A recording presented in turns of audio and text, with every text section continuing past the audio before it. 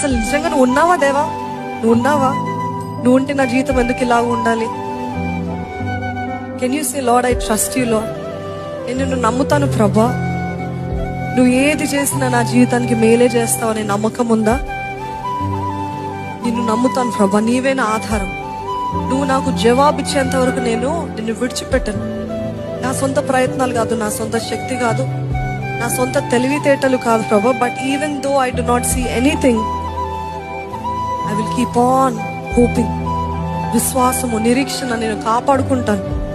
అందుకనే పౌలు అంటాడు, నా విశ్వాసాన్ని కాపాడుకుంటాను. విశ్వాసాన్ని కాపాడుకోవడం చాలా కష్టమైన పని అండి కదా. అన్ని బాగున్నప్పుడు నమ్మటము చాలా సులభము, కానీ ఏది జరగనప్పుడు విశ్వాసాన్ని కాపాడుకోవడం కష్టం. నిజంగా నీ చిత్తమేనా? నిజంగా నువ్వు ఉద్దేశించిందేనా? అందుకనే పౌలు భక్తుడు మనకి ఎంతో చక్కటి మాదిరి. ఏంటంటే అన్ని పోరాటాల మధ్యలో, దెబ్బలు, గాయాలు, కొరడాలు, బందీగా ఉంటాము, వీటన్నిటిలో ఆయన విశ్వాసాన్ని పోగొట్టుకోలేదండి. నమ్మిన వారు ఉంటే బిగ్గరగా హల్లెలూయా చెప్తారా?